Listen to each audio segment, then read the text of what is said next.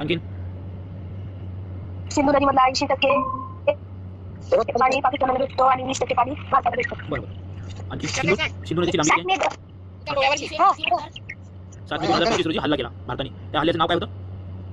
Operation Sindhu. तुम्ही दोघं तुमचे व्हिडिओ ऑन करा रे. ऑपरेशन सिंधू. ऑपरेशन सिंधू होतं का? हो सर. सिंधू. सिंधू. सिंधू. आणखीन सिंधू नदीची लांबी किती आहे पोरांनो? 3180 किलोमीटर. Metre kilometre. आणि आपल्या भारतीय उपखंडामध्ये सर्वात लांब नदी कोणती आहे? सिंधू नदी. सिंधू. भारतात म्हणलं तर गंगा आणि पाकिस्तानमध्ये म्हणलं तर सिंधू. पाकिस्तानमध्ये सर्वात लांब नदी कोणती आहे? सिंधू. सिंधू नदीच्या उपनद्या कोणकोणत्या आहेत? झेलम, झेलम, चिनाब, रावी, सतलज, बियास.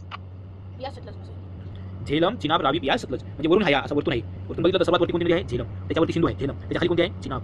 त्याच्या खाली कोणती आहे? रावी. त्याच्या खाली कोणती आहे? बियास. त्याच्या खाली कोणती आहे? सतलज. झेची, राबीस. आणखीन बहुत बढिया. सर पाकिस्तानमध्ये फक्त 4च राज्य आहेत. अरे वा, गुड. पाकिस्तानची लोकसंख्या किती आहे? 24 करोड. 24. आपल्या महाराष्ट्राची लोकसंख्या किती आहे माहिती आहे?